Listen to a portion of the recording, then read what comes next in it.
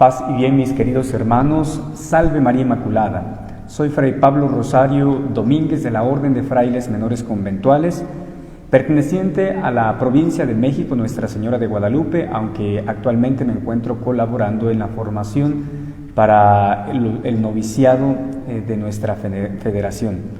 Agradezco mucho de antemano el hecho de que me hayan invitado y tomado en cuenta para compartir este tema tan hermoso, pero a la vez también tan complicado de poder asumir en nuestras vidas. Vamos a iniciar invocando la gracia de Dios en el nombre del Padre, del Hijo y del Espíritu Santo. Amén. Dios de amor, de misericordia, fuente de toda sabiduría, te pedimos que derrames tu gracia sobre nosotros, que envíes tu Espíritu Santo sobre nuestras vidas, para que sepamos responder siempre al llamado que nos haces continuamente, a servirte, a descubrirte como nuestro único bien necesario. Te pido, Señor, que ilumines la mente y el corazón de cada uno de mis hermanos y hermanas que hoy se encuentran enlazados a través de esta plataforma para escuchar tu voz. Bendícelos y bendícenos a todos en el nombre del Padre, del Hijo y del Espíritu Santo. Amén. Pues bien, mis queridos hermanos, el tema que vamos a compartir en este día es sobre una cuestionante que seguramente muchos nos hacemos cuando nos introducimos a la realidad eclesial y cuando nos preocupamos verdaderamente de tratar de cumplir con los designios de Dios y buscar su santa operación en nuestras vidas. Vamos a realizar un pequeño salmo que es tomado de los Salmos de un corazón joven del libro de Emilio Mazariegos, para poder así introducirnos a este tema. Salmo en búsqueda de Dios. Mi corazón joven busca sentido para mi vida. Mi corazón joven te busca a ti, Dios mío, y tiene sed, y tiene hambre, y tiene ganas de ti, como la sierva que busca el agua, o el niño hambriento el pan. ¿Cómo lo siento, Señor? Mi corazón tiene sed de ti. Mi corazón busca en ti a alguien que llene su existencia. Te busca con pasión y con fuerza. Oh Dios vivo, Dios de la vida, y me pregunto a cada paso, ¿cuándo veré tu rostro, tu faz, oh Dios? En mi camino muchas veces no te he buscado y me he perdido. Mi pecado, mi desorden, mi egoísmo y mi orgullo cegaron la búsqueda. Mis limitaciones se convirtieron en lágrimas que mojaron mi pan, y al comerlo me preguntaba de nuevo, ¿dónde está tu Dios? Dentro de mi alma lo recuerdo y mi ser se derrama dentro. Tantas veces salté de júbilo en tu casa de oración cantando salmos. Tantas veces sentí tu presencia silenciosa dentro de mí. Entre gritos de alabanza en medio de la comunidad, en fiesta tú estabas presente, era retencia entre nosotros. Pero ahora, Señor, mi alma desfallece y me siento en baja forma. Mi alma está confusa y agitada y se revuelca siento contra el muro, vacío y solo. Solo ante ti, sin ti. Oigo una voz dentro de mí que me dice, espera en Dios. Y yo, desde mi pobreza, espero, Señor, volver a alabarte a ti que eres salvación de mi rostro y mi Dios. Me siento desfallecer y el aliento se ha ido de mi boca. Me siento desorientado y mil cosas pugnan por mi vida joven. No tengo razones para llegar hasta ti. Regálame con el don de la fe. Dame un corazón humilde para que te pruebe y no intente comprobarte. Eres como un abismo que llama a otro abismo. Así es tu amor. Eres desconcertante, fascinante y deslumbra tu presencia. Eres como una ola embravecida que inunda la playa virgen. Oh Dios, lleva en tus aguas mi granito de arena. Manda tu gracia, rompe la dureza de mi corazón. Haz día de mi noche y noche de mi día, luz en mis sombras. Abre mi corazón en plegaria silenciosa y que llegue a ti con amor. Dios de mi vida, quiero tu vida, necesito tu vida, llena mi vida. Te digo, Dios, que eres como una firme roca entre mi arena. ¿Por qué callas? ¿Por qué estás ausente? ¿Por qué te escondes? ¿Por qué no te siento? ¿Por qué a veces necesito? Oigo decir a mi lado con burla y desdén: ¿para qué tu Dios? Yo espero en ti, un día seré tuyo y te alabaré. Tú serás para mí salvación de mi rostro y mi Dios. Envíame tu luz y tu verdad, que ellas me guíen. Envíame tu espíritu que me conduzca a la verdad plena. Quiero llegar hasta tu morada y cantarte, Dios de mi alegría. Te encontraré, te miraré a los ojos, te alabaré como un niño feliz, y mi vida se sentirá segura y llena con tu presencia, oh Dios. Gloria al Padre, al Hijo y al Espíritu Santo, como era en el principio, ahora y siempre, por los siglos de los siglos. Amén. Pues bien, mis queridos hermanos, hoy quiero compartir con ustedes este tema propuesto precisamente por ustedes mismos, ¿no? Pero, bueno, o por los organizadores. ¿Cuál es el tema que vamos a tratar? Decía que era un cuestionamiento y de alguna manera que toca evidentemente nuestra existencia y más aún nuestro ser como jóvenes que se sienten a veces sin rumbo, sin camino, desorientados. La pregunta es: ¿cómo descubrir la misión de Dios en mi vida? Te pido que me disculpes porque soy muy malo de memoria, entonces tengo que escribir siempre lo que voy a decir para no perderme. ¿Cómo descubrir entonces la misión de Dios en mi vida? El tema al que pretendemos dar tratamiento nos trae ya consigo intrínsecamente una complejidad bajo la palabra descubrir, pues nos habla de algo que está totalmente oculto, que es desconocido, algo que evidentemente hay que indagar, que nos pone en búsqueda, pero que sin lugar a dudas nos lleva también a disponer alma, mente y corazón. Hablar entonces de algo que está oculto es indicio ya de algo que podríamos referir como un misterio.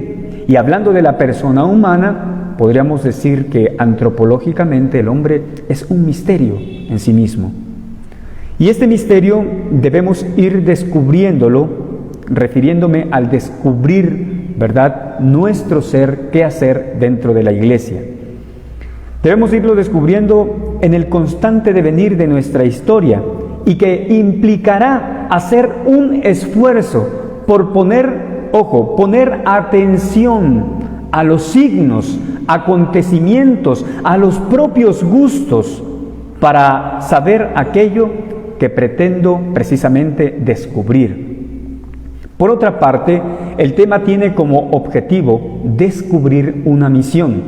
Por misión entendemos muchas veces y de manera muy genérica o general como una función, un encargo o propósito que una persona debe cumplir. Dicho de otra manera, por misión entendemos también el hacer de alguien.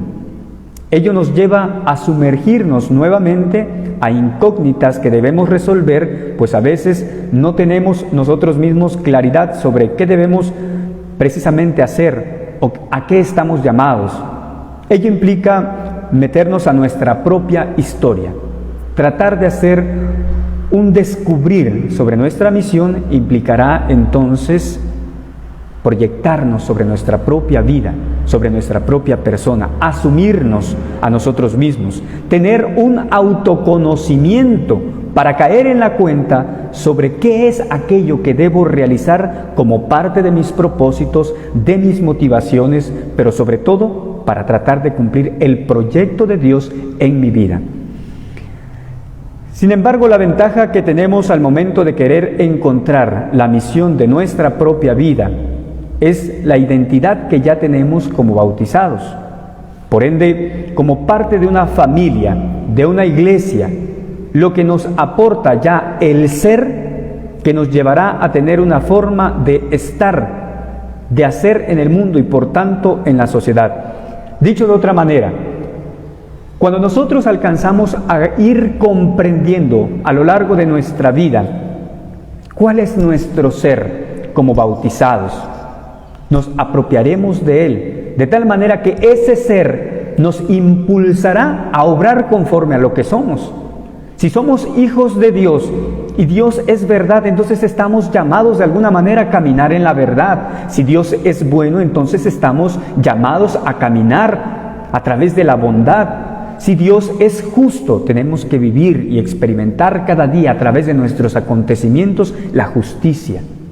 No sé si me estoy dando a entender. Por eso decía, el ser nos llevará a actuar de una manera concreta, y esto ya nos da una posibilidad para poder ir concretando sobre qué es lo que quiero hacer o qué es lo que quiero cumplir en mi vida, cuál es mi misión. Por ello es necesario clarificar cuál es la misión de la iglesia. Si nosotros somos hijos de Dios y somos parte de una gran familia, entonces es necesario primeramente reconocer o tratar de buscar, indagar cuál es la misión de la iglesia. Si leemos el encantador Evangelio de Marcos, nos encontraremos como mandato final de Jesucristo con estas palabras: id por todo el mundo y predicad el Evangelio a toda criatura. Un mandamiento que de alguna manera entraña una grave obligación, y cuando me refiero a grave es porque es de grande importancia, porque la salvación la ha condicionado Dios a la fe y al bautismo, ya que sigue diciendo Jesús: el que crea y se bautice se salvará, pero el que se resista a creer se condenará. La misión de la iglesia en ese sentido entonces es tratar de anunciar la buena noticia, la palabra de Dios, de anunciar el reino que nos espera y por tanto buscar la salvación nuestra. Por lo mismo la iglesia se encuentra ante un deber ineludible: evangelizar, la predicación de la fe. La fe y el bautismo están de tal manera entrelazados que no se pueden separar. Sin predicación no hay fe, sin fe no hay bautismo, sin bautismo no hay salvación. Fíjense, mis queridos hermanos, en un primer momento, de algún modo tener una guía directriz para poder ir descubriendo cuál es nuestra misión como iglesia, como seres humanos, como bautizados. Pero es necesario asumirlo, es necesario de alguna manera asumir la misión de la iglesia, predicar. Y la predicación que debemos hacer, de algún modo, tiene que ser sí con las palabras, pero como dirá San Francisco de Asís, prediquen y si es necesario utilicen las palabras, es decir, nuestra vida, nuestra existencia tiene que ser significativa en el mundo de tal manera que predique lo que soy. Y si yo soy hijo de Dios, entonces mi vida tiene que manifestar y expresar a Dios. ¿Qué debo hacer entonces? ¿O qué debe hacer entonces la iglesia? ¿Qué debe hacer cada comunidad cristiana? ¿Qué debe hacer cada bautizado? Ser instrumentos fieles en las manos de Jesucristo para llevar a todos el misterio de la salvación, continuando la misión que el mismo Jesucristo trajo al mundo, recibida del Padre, y para la cual nos da al Espíritu Santo. Dice de alguna manera la palabra de Dios, ¿verdad?, que el Espíritu Santo es el que nos recordará lo que debemos decir y cómo debemos de alguna manera también actuar. El Espíritu del Señor me ha ungido para anunciar a los pobres la gran noticia. Y hoy ha llegado la salvación, nos dice Jesús. Y eso de alguna manera debería de ser una replicación en nuestras vidas. Ser verdaderos cristianos, ser verdaderos bautizados, comprometidos a buscar la propia salvación, pero también la salvación de los demás. Esa es la misión de la iglesia. Es interesante entonces poder descubrir que el llamado de todos nosotros es el de llevar a la realización el querer de Dios, salvarnos, reunirnos en su amor, en el reino de la justicia, de la paz y del amor. Dicho de otra manera y que ya he comentado de algún modo, estamos destinados a cumplir el plan de Dios en nuestras vidas. Pero ahora llega una nueva incertidumbre, pues aunque tengamos claro lo que la Iglesia debe realizar, lo que debemos asumir como parte de ella, ahora la pregunta a responder es ¿el dónde? Pues la Iglesia misma nos ofrece o nos propone para poder ir a la operatividad lo que debemos proyectar en la sociedad. Es decir, ya conocemos cuál es el proyecto de Dios en la Iglesia, cuál es la misión de la Iglesia, pero sigue ocurriendo una incógnita cuando nos proyectamos hacia dónde, en qué lugar determinado debemos de responder. ¿Cuál es la misión? Mi misión, que ya sabemos como bautizados, anunciar, predicar la buena noticia, la salvación, el reino de los cielos, la paz, la justicia, el amor. Pero, digámoslo, ¿desde qué bando o desde qué equipo? Si queremos referirlo tal vez a deportes o poniendo estos ejemplos tan burdos. Es decir, ¿desde qué vocación? Porque existe una gama de vocaciones dentro de la Iglesia y es allí donde existe la incertidumbre verdadera. Entonces nos debemos proyectar a temas primeramente como el sentido de la vida, el discernimiento, el plan o proyecto de vida personal y un acompañamiento para poder descubrir cuál es verdaderamente mi misión en la Iglesia. Repito, nos debemos cuestionar entonces acerca del sentido de la vida, hacer un proceso de discernimiento, hacer un proyecto de vida personal y buscar un acompañamiento. Esto implica ponernos de cara a buscar colaboración. Si de por sí es complejo saber cuál es la misión que Dios me encomienda, pues con mucha más razón será más complicado si prescindo de la colaboración de personas que pueden llevarme a una mayor claridad para poder decidir sobre lo que quiero ser, para cumplir mi misión como bautizado. Es evidente que esto es muy complicado y que muchas veces no lo hacemos. Por eso implica buscar a las personas adecuadas para nuestra colaboración. Con respecto al sentido de la vida, el sentido de la vida, nos dirá Viktor Frankl, el padre de la logoterapia, es hallar o está en hallar un propósito, en asumir una responsabilidad para con nosotros mismos y para el propio ser humano.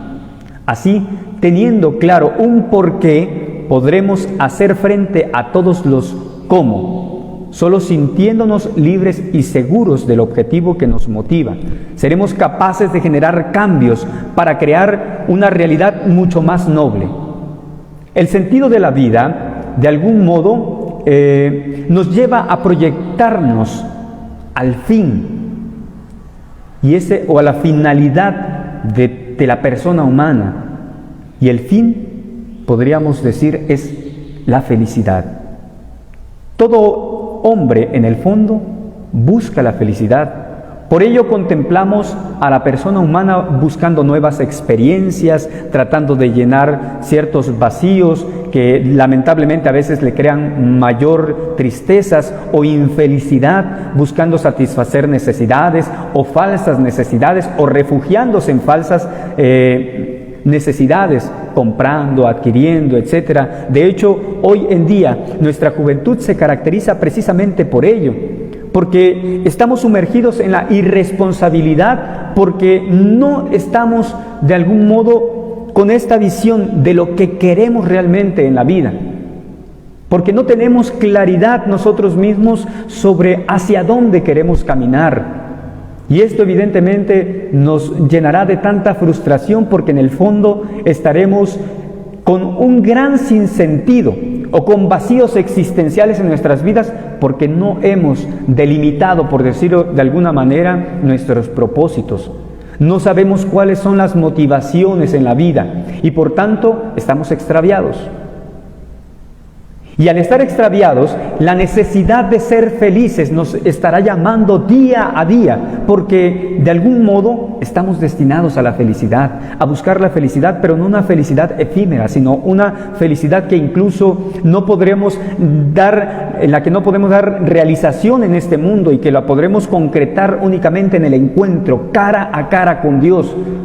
Pero en esta vida es donde debemos asumir esa realidad, es donde debemos asumir eso que queremos vivir en el futuro, en lo trascendente. Por eso, como jóvenes a veces buscamos ciertos satisfactores que traten de llenar o donde tratamos de llenar esta falta de felicidad y la buscamos precisamente en cosas tan efímeras, tan temporales, que nos sumergen, como ya he dicho, en la infelicidad, el sexo desenfrenado, la diversidad de realización de placer, en el consumismo. Esto nos lleva a tratar de llenar los vacíos personales, los deseos de buscar la felicidad, pero en el fondo nos damos cuenta que todo eso no nos trae la felicidad que realmente buscamos. Entonces decimos o seguimos diciendo, con referente sobre todo al discernimiento como un elemento para podernos proyectar hacia la búsqueda de nuestra misión. ¿Pero qué es el discernimiento? Discernimiento, podríamos decir, es buscar la voluntad de Dios. Es buscar un camino práctico en libertad humana dentro de la historia de la salvación. Esto implica no realizar resistencias, sino unir dos voluntades. ¿Por qué digo esto? Porque definitivamente es querer que nuestras decisiones se ubiquen entre la palabra de Dios y la historia humana. Es un proceso constante de búsqueda y de escucha. Es saber distinguir lo que viene de Dios y lo que es del mal espíritu. Es tratar de discernir entre lo que yo quiero y lo que Dios quiere de mí. Pero a veces estamos guerreando constantemente y en ese sentido, como decía, estamos resistiéndonos a la voluntad de Dios. Porque por una parte nuestros impulsos, nuestros deseos, nuestras pasiones nos llevan a tratar de vivir una vida fuera de la voluntad de Dios. Porque estamos dejándonos seducir por lo que nos propone el mundo, lo que nos propone la sociedad como felicidad, pero que en el fondo descubrimos que es una vana y falsa felicidad. Por eso es importante el discernimiento para unir dos voluntades, para descubrir como persona humana, como cristiano, católico, qué debo o qué es lo que quiero hacer, qué quiere de mí el Señor, para que no disasociemos nuestro proyecto de vida y el proyecto que Dios nos llama, al que nos llama. Se trata de hacer una cierta trabazón, un engranaje, para poder unir la voluntad de Dios con mi voluntad, el querer de Dios con mi voluntad. Y en ese sentido, hermanos, descubrir que mi proyecto ya no es solo mi proyecto, sino el proyecto unido a Dios. Y digámoslo así también, el proyecto de Dios ya no es un solo proyecto, no es el proyecto de Dios porque no somos marionetas de Dios. Dios nos da la libertad de elegirlo o no, de caminar en la verdad o no, pero también nos pone de cara a nosotros los beneficios que tiene seguirlo o el de abandonarlo. Por eso debemos de alguna manera seguir el camino que mejor conviene, que nos conviene a nosotros como personas, tratando de hacer un lado nuestras tendencias a la búsqueda del deseo, del placer, que no nos dan felicidad, sino aspirar a las cosas que realmente nos dan felicidad más plena. Por eso es importante unir la voluntad de Dios con nuestra voluntad. Y en ese sentido, descubrir que es un proyecto que podríamos decir, ya no es mi proyecto, ya no es tu proyecto, es nuestro proyecto. Y en ese sentido crear unidad. Pero ¿para qué discernimos? Para que nazca algo nuevo, con dos aportes, lo de Dios y lo mío, para generar vida para mí y para los demás. Pero ¿cuándo hay que discernir? Hay que discernir siempre. Debemos vivir en esa continua actitud de buscar discernir constantemente y continuamente la voluntad de Dios y lo que yo deseo hacer, para que así precisamente gestemos vida, gestemos alegría en nuestra existencia y en la existencia de los demás, porque estamos proyectados ciertamente a cumplir con una misión, la misión de Dios o el proyecto de Dios, con mi propia misión, pero también en referencia a mi hermano. Para hacer discernimiento cristiano hay que saber discernir primeramente en el plano puramente humano. Para hacer discernimiento es sumamente importante tomar en cuenta lo que somos, nuestra humanidad, es decir, de alguna manera hacernos estas preguntas existenciales o preguntas necesarias en nuestra existencia. ¿Quién soy? ¿Hacia dónde voy? ¿Qué sé de mí mismo? ¿Me conozco profundamente? Asumir estos cuestionamientos para que así asumamos nuestra humanidad, nuestra persona y tengamos un autoconocimiento, si no estaremos constantemente confundiendo el camino porque no tendríamos ni siquiera claro qué es lo que queremos, porque ni siquiera tenemos un proyecto de vida. Por eso es necesario, como otro elemento, precisamente un plan o proyecto de vida personal. El proyecto de vida es un plan trazado, un esquema vital que encaja en orden de prioridades, valores y expectativas de una persona que como dueña de su destino decide cómo quiere vivir. Tu vida, ¿qué quiere cambiar? ¿Y a dónde quiere llegar a partir de ahora? El proyecto de vida es sumamente importante y es algo que a veces descartamos de nuestra vida porque no tenemos claridad sobre lo que queremos. Sin embargo, cuando decidimos algo, cuando ya tenemos más o menos claro qué es lo que queremos en la vida, ahora es necesario hacer un pequeño esquema, un pequeño plan de vida. ¿Para qué? Para ser fieles a ese propósito, para ser fieles a lo que realmente quiero hacer. De tal manera que entonces necesitarás de tomar hoja, pluma o papel y pluma, o lápiz, como le llamemos, ¿verdad? No sé ahí en Ecuador cómo le llaman ustedes a estos elementos. Pero para poder precisamente escribir, para poder decir esto es lo que quiero ser y lo voy a hacer de esta manera. Estas serán de alguna manera los instrumentos, las mediaciones que utilizaré para poder llevar a cumplimiento esto que deseo ser.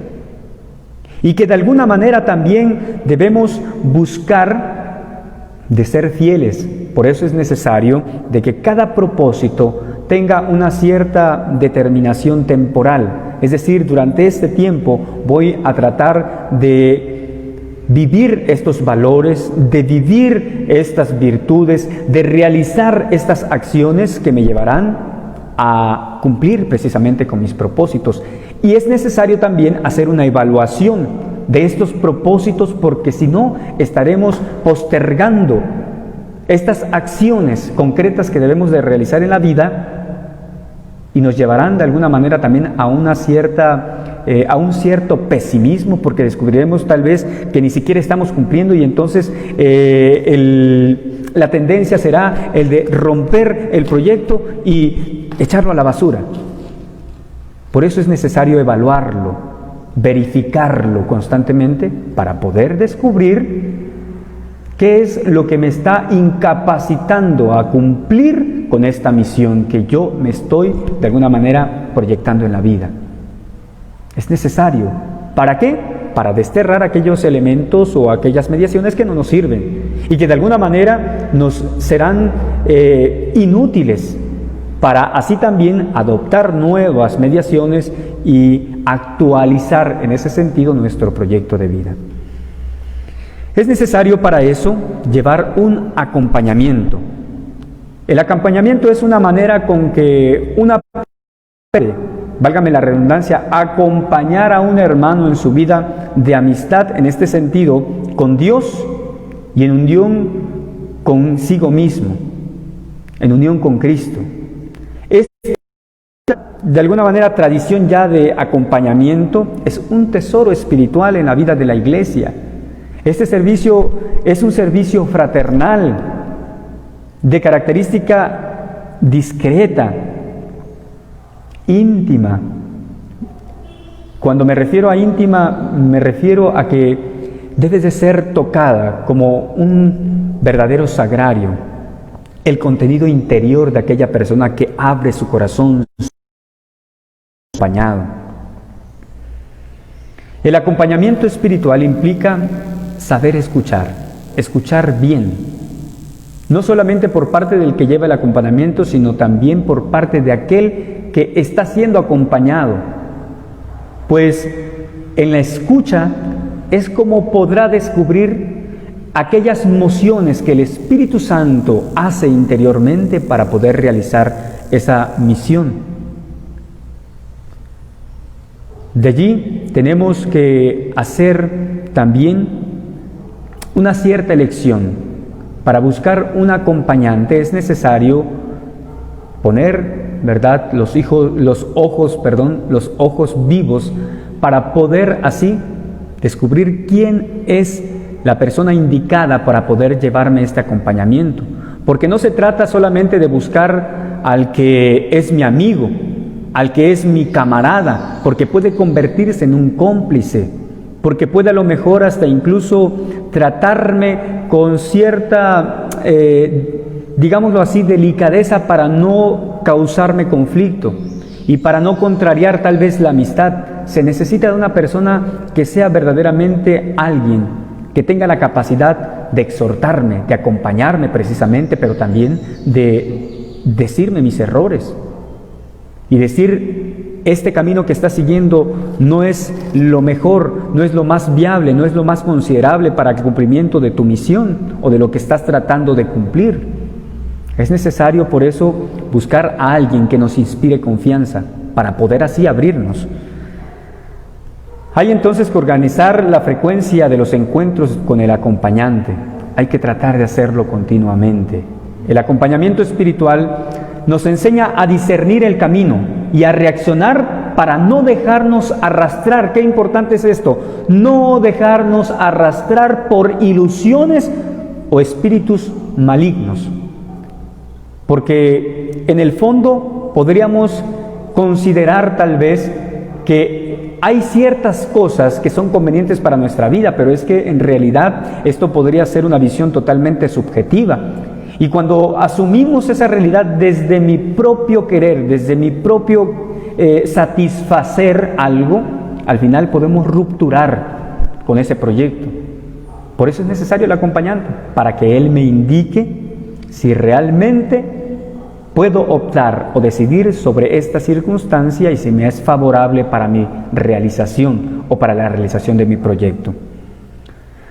Por eso el acompañante, el espiritual, debe buscar también de alguna manera establecer un verdadero lazo de confianza, establecer un ambiente espiritual donde no solamente se esté tratando de acompañar por sí mismo, es decir, sino tratar de descubrir o hacerle descubrir al acompañado que la acción de la compañía o del ser acompañado lo realiza el Espíritu Santo. Y es el Espíritu el que debe impulsar tanto al que acompaña como al acompañado. También es necesario, finalmente, tratar de que tengamos claridad sobre lo que queremos descubrir en nosotros o lo que hemos descubierto en nosotros para poderlo proyectar. Finalmente, entonces, podemos decir que descubrir la voluntad, la misión de Dios en mi vida es algo complejo, pues implica disponer mi propia vida, además de estar atentos a los pequeños signos que me anuncian lo que debo hacer, cómo debo responder, sobre todo como parte o siendo pertenecientes a una iglesia.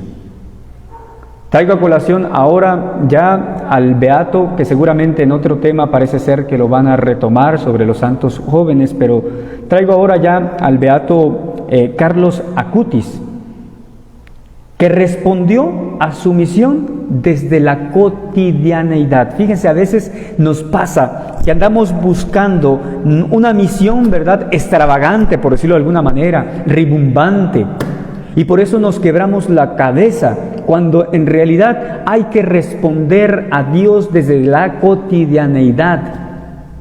Ir descubriendo qué es lo que Dios me inspira a hacer. Este fue un joven, ¿verdad?, Carlos Acutis, que de alguna manera tenía un amor incesante hacia Dios. Y su amor hacia Dios lo llevaba a obrar conforme a su voluntad, a obrar la justicia, a obrar el amor, a obrar la paz, a buscar estar siempre en comunión con Él. He encontrado en algunas publicaciones que se han viralizado en las redes sociales, en ocasión precisamente de la ocasión de Carlos Acutis, una frase que me parece maravillosa, pues nos revela de alguna manera cómo asumió desde su vida joven, adolescente, su ser y quehacer como bautizado, como iglesia. Él decía: estar siempre unido a Jesús, ese es mi proyecto de vida. Fíjense qué hermosa frase. Estar siempre unido a Jesús, ese es mi proyecto de vida. Es cierto que nosotros tal vez queremos que alguien venga y nos diga y nos zarandee, nos esté, ¿verdad?, haciendo recordar: esta es tu misión. Tu misión es el sacerdocio, tu misión es la vida religiosa, tu misión es ser un casado, tu misión es ser un eremita, tu misión es ser un monje, etc. A veces queremos que eso nos lo digan, cuando la misión más hermosa y el proyecto de vida, sea tu opción cual fuere, como sacerdote, como religiosa, como misionero, como obispo, como laico comprometido, es estar siempre unido a Dios, estar plenamente fundidos en el amor con Dios. Y Dios te impulsará finalmente con mayor claridad a destinar tu vida en la vida consagrada, en la vida sacerdotal, religiosa, etc.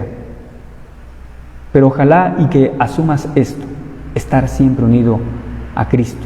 Y Cristo te dirá qué es lo que tienes que hacer a través, como decíamos, de esos pequeños signos, de esos acontecimientos que surgen en nuestra existencia.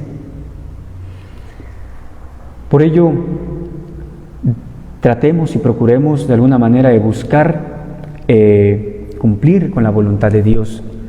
Es cierto, y tal vez cuando estaba preparando estas pequeñas palabras, estas breves palabras, yo decía, es que en realidad no les estoy diciendo cuál es cumplir o cuál es la misión a cumplir, cuál es la misión de Dios en mi vida, porque ya está dicho. Como bautizados estamos destinados a algo concreto, ya ustedes recordarán lo que he comentado. Pero ahora, ¿desde dónde? Ese es el problema. Y esa es una tarea constante. Es una tarea que debemos de alguna manera asumir cada uno. Y tal vez no he resuelto cuál es tu misión en la iglesia, porque ni siquiera yo lo sé. Tal vez tú estás confundido, pues yo más todavía, ¿cierto? Pero esta frase de Carlos Acutis a mí me ha dado la certeza de que la misión nuestra es estar plenamente unidos a Jesús desde mi proyecto de vida, para que este proyecto de vida me ayude a trascender mi encuentro con Jesús, ya no desde lo terrenal o desde este mundo, sino desde el reino de los cielos. Bueno, Vamos con unas preguntas que me han solicitado, me han pasado por aquí.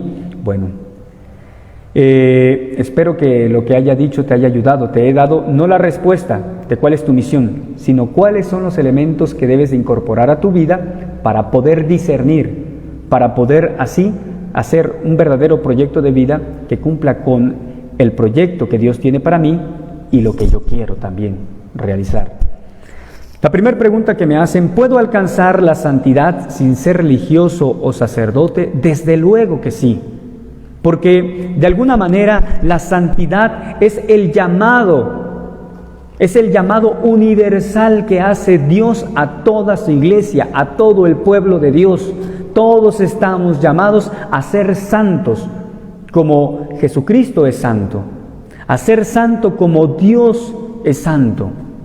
Evidentemente Él es el Santísimo, Él es el Santo de los santos.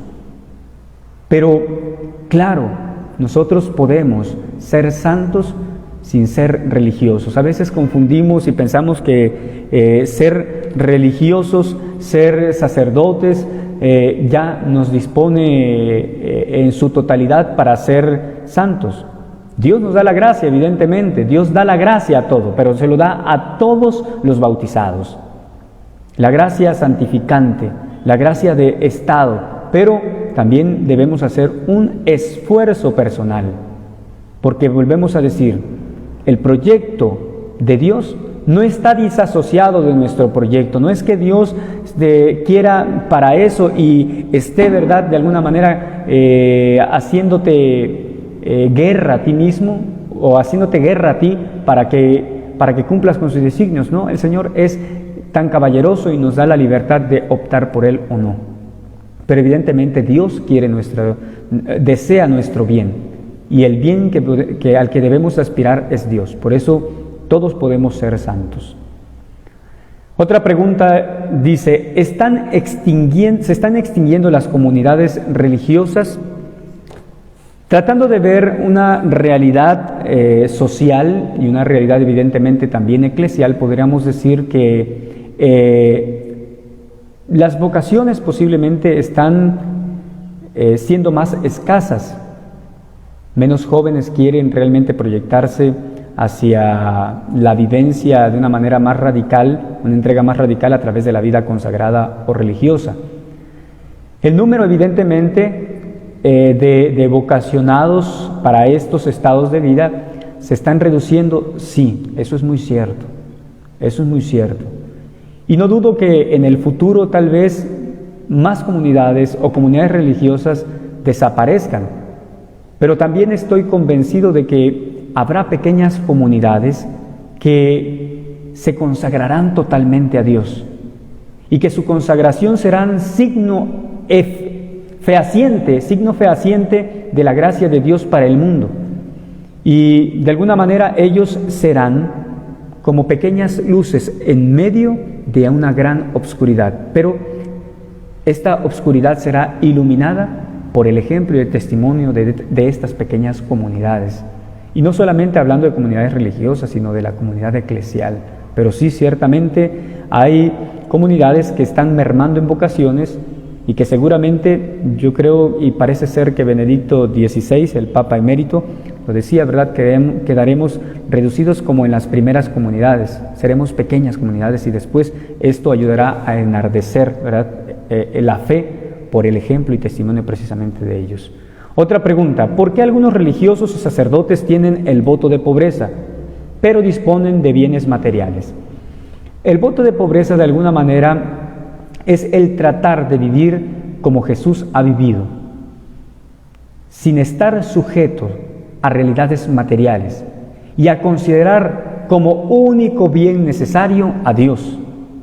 De tal manera que ciertamente nosotros hacemos, sobre todo nosotros como frailes franciscanos de cualquier familia, no realizamos en sí mismo el voto como lo enunciamos, voto de pobreza, sino el desimpropio, que significa precisamente la desapropiación de las cosas o bienes materiales. Si ustedes se dan cuenta, nosotros tenemos automóviles o medios de transporte, tenemos casas, tenemos bienes materiales en ese sentido, pero, al menos para nosotros, y les hablo desde mi realidad, nosotros tenemos todo esto en común, de tal manera que cuando un fraile que utiliza esa camioneta, que utiliza ese coche o ese automóvil, cuando es trasladado a otra comunidad, no es que se lleve el automóvil, sino que tiene que dejarlo porque es un bien común, un bien de la fraternidad. Y seguramente donde se encuentre estará también, ¿verdad?, a su disposición, como parte de la comunidad, un medio de transporte o los medios necesarios para la evangelización. En ese sentido, debemos comprender que las cosas o los bienes materiales deberían de estar en función hacia el anuncio, la predicación, hacia la misión precisamente de la iglesia. Evidentemente que habrá algunos tal vez, y aunque cueste decirlo, que se apropian de las cosas y en ese sentido están transgrediendo sus votos.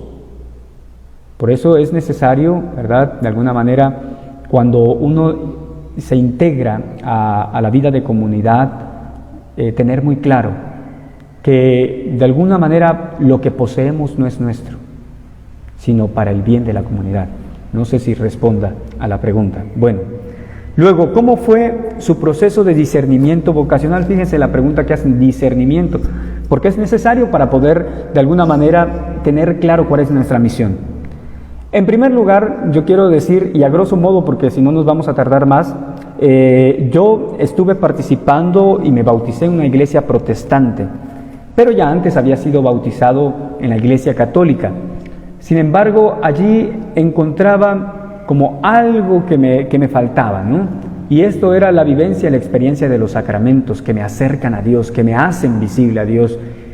Y poco a poco me fui dando cuenta de que no era el lugar correcto donde estaba, aunque no puedo dudar que me han ayudado muchísimo, porque si ustedes conocieran mi vida, sabrían que viví desde muy joven, desde mi adolescencia, casi desde mi infancia, ¿verdad?, la rebeldía. Sin embargo, allí me pudieron dar de alguna manera orden y me ayudaron a enderezar los pasos. Pero después de esto, yo de algún modo también necesito más profundamente vivir la experiencia de Dios. Y lo he descubierto precisamente en los sacramentos. Y en el sacramento que más he descubierto, evidentemente todos los sacramentos nos llevan hacia Cristo, eso es más que evidente, pero que me han ayudado a experimentar la misericordia de Dios ha sido el sacramento de la reconciliación y el sacramento de la Eucaristía. Jesús que me perdona, y Jesús que me ama, y Jesús que quiere establecer una relación profunda de amor conmigo, que me llama a cristificarme, y esto lo puedo hacer sobre todo cuando comulgo el cuerpo y la sangre de Cristo. ¿Cómo discerní? Precisamente cuando me doy cuenta de que mi vida necesitaba más de Dios, me llevó de alguna manera a buscar la colaboración de alguien, digámoslo así, profesional en el tema, un sacerdote, para que me llevara un acompañamiento, para que me ayudara a rectificar mis pasos, para poder cumplir con aquello que sentía interiormente Dios me llamaba, pero no quería estar tan confundido, y por eso con esta persona, con ese sacerdote de mi pueblo, allá en México, llevé un proceso de 1 año estando en la parroquia, antes de integrarme a la comunidad de los franciscanos. Estuve 1 año sirviendo y siendo acompañado por ese sacerdote. Después de 1 año él mismo me ha dicho, ¿verdad?, yo creo que estás preparado, esto es lo tuyo, pero implica hacer un esfuerzo constante y una adecuación de tu vida a la vida de Cristo, a la vida de Dios. Bueno, eso como a grosso modo. ¿Se puede decir adiós sí para siempre en este mundo cambiante? Desde luego que sí, desde luego que sí, pero esto implica despojarnos de nuestros falsos egoísmos, de nuestros falsos narcisismos, porque estamos constantemente buscando la propia realización, fuera del proyecto de Dios. Y esto evidentemente nos hace desterrar a Dios de nuestra vida. Nos hace de alguna manera prescindir de Dios porque consideramos que Dios no nos permite hacer lo que queremos.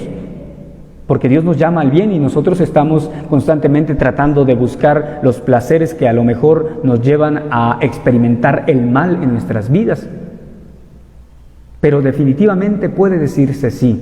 Vivimos en una sociedad, no recuerdo, Zygmunt Bauman, creo que un sociólogo y filósofo dice, ¿no?, que vivimos en una sociedad líquida, donde no existen responsabilidades, donde no se asume para que sea permanente, ¿no? De tal manera que inclusive en el matrimonio podemos ver jóvenes que por miedo al qué va a pasar, por miedo al fracaso, por miedo a lo que vendrá después, prefieren, ¿verdad?, no casarse, o prefieren vivir solteros y disfrutar de la vida como si fueran casados, pero no siéndolos por los compromisos que esto implica, ¿verdad?